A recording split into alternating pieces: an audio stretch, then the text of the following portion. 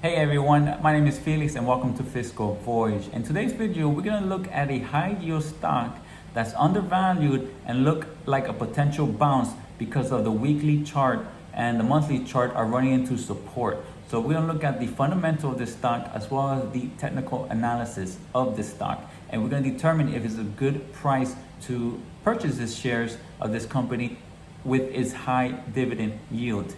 But before we get started, if you're new to the channel, make sure to hit that subscribe button and like this video as well if you enjoy the video. So let's get started with the stock. All right, so this high yield stock is Verizon Communication Inc., ticker symbol VZ. I'm sure you guys, all you dividend investors know and are familiar with this stock. Right now it's going for $51.92. And the current yield at 4.93, almost a 5% yield. And a few days ago, you could have got it a little higher than 5%. And we're gonna talk about why I like this at this price range. Right now it has a PE of 9.8. We're gonna get to that later, the PE ratio with the historic PE and compare it to it to see how low the PE valuation is. And it's expected to earn $5.28, well covering the dividend rate of $2.56. So again, it's up yesterday and pre-market right now is up about 0.4%. So let's look at the fast graph first. Verizon, as you can see here, has an earnings yield of 10.06. I like to see this at 6.5 to 7% or higher. So this is outstanding, high yield. And this stock is purely a income driven stock. This is for people who wants the dividend income. They don't care about the growth. They care about the growth, but not as much as the high yield safety of a company like Verizon with high yield. And you can see here, first off, like I mentioned, the 9.8 or 9.9 dividend, PE ratio as of yesterday. And you can see previously it's got as low as 11.5, 11.7. These are the lows, 11.3. And even in 2008, it had a PE around 10.5, 11. The lowest it ever had was in 2002 at 8.10. So this at 9.9 blended PE ratio is basically at a historic low compared to earnings for the past 20 years. So this is why I find this very attractive at this current ratio. And you can see here, even in March, it had, for the month, it had around an average PE of 11.12. It was lower during March 23rd at the lows of March, but this is for the monthly end. But you can see here, we're under that. So it presents a good buying opportunity. Again, with the earnings yields over 10, I like to see this at 6.5 to 7 and higher. Credit rating of BBB+. The long-term debt to cap is pretty high, 66%. And that's because they're, capital extensive. They need, to borrow money to continue making towers, production, growth, and for new technology and things like that. And we're gonna cover that in Morningstar, look at their financial records.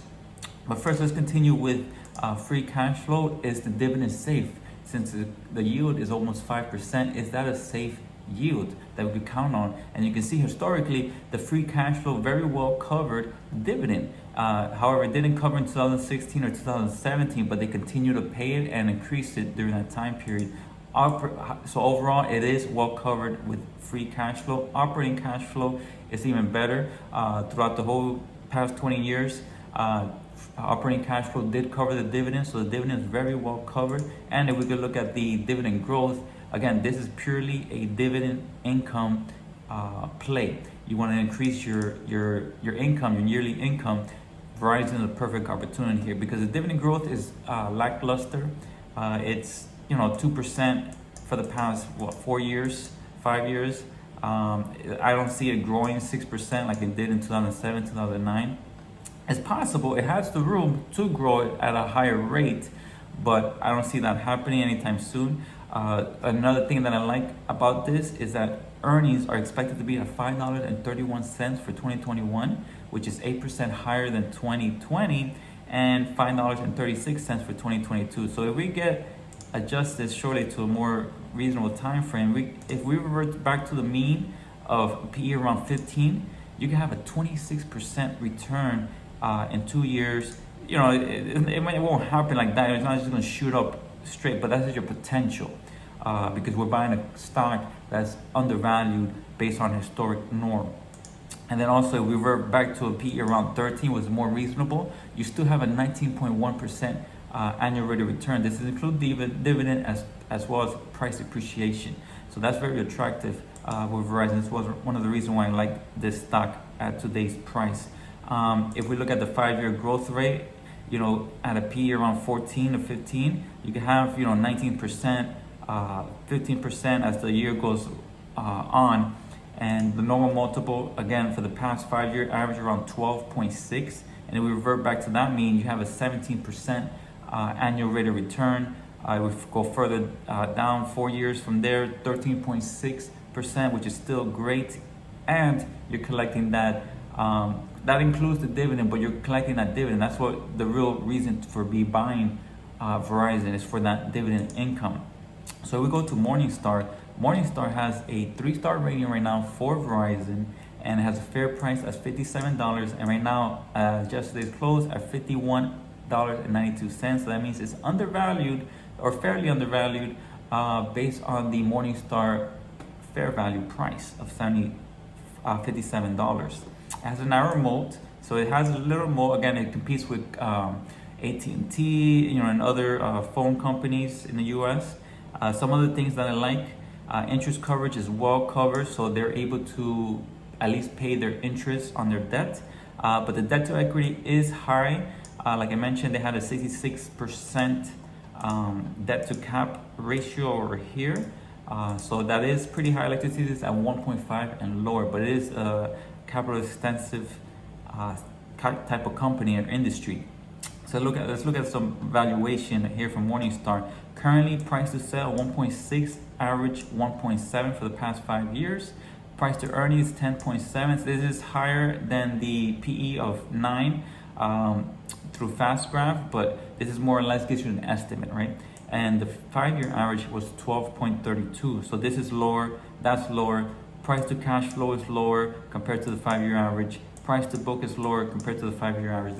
This is all great metrics to look at to determine if a stock is undervalued.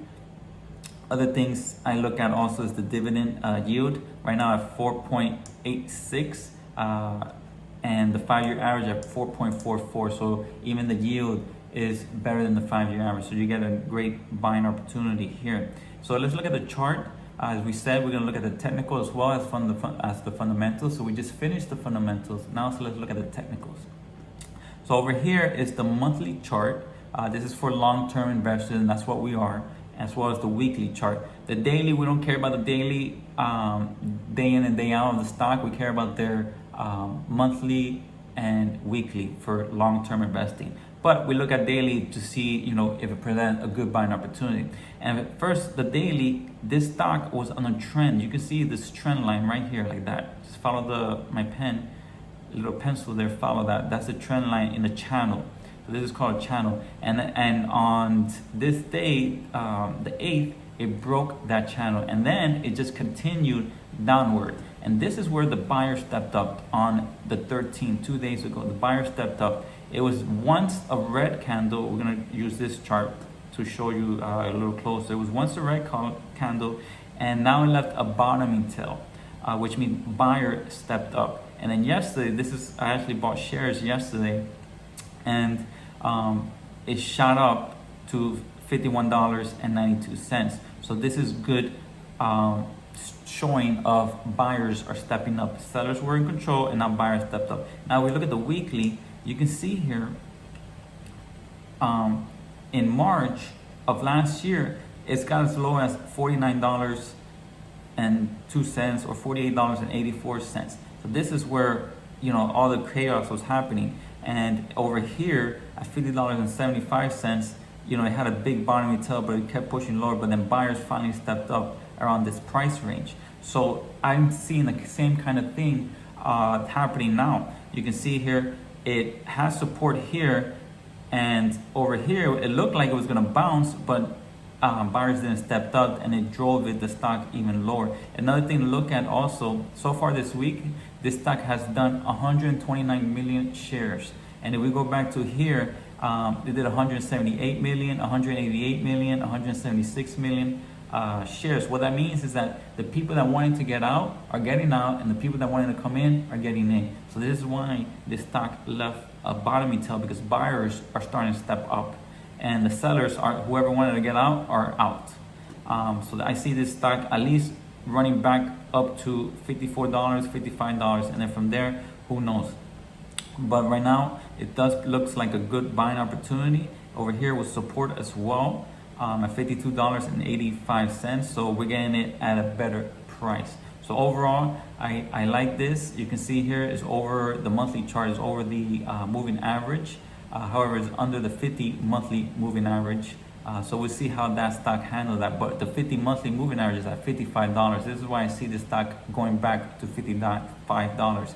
And then from there, we'll see what happens. I also have an alert at $49.30. If it gets that low, which is the March, COVID low, I'm gonna buy more shares, because that were strong support was at that level. So, and at that point, I think it will yield almost 6%. But we'll see how that goes. So overall, Verizon, again, is a stock that's purely an income play, not your Apple, your Tesla, Facebook, high growth technologies type of stock. This is purely for income, but because of the low valuation, you saw you could make almost 60% to 20% in annual rate of return, which also includes your dividend. Earnings are expected to be higher for the next few years. That's all plus. We have a PE of 9. So if we estimating future earnings, it could be a PE of almost 8 or 7. So that's why I like this stock at this current price. So thank you for watching. If you're new to the channel, make sure you hit that subscribe button and like this video if you enjoyed it as well. And I'll see you guys in the next one.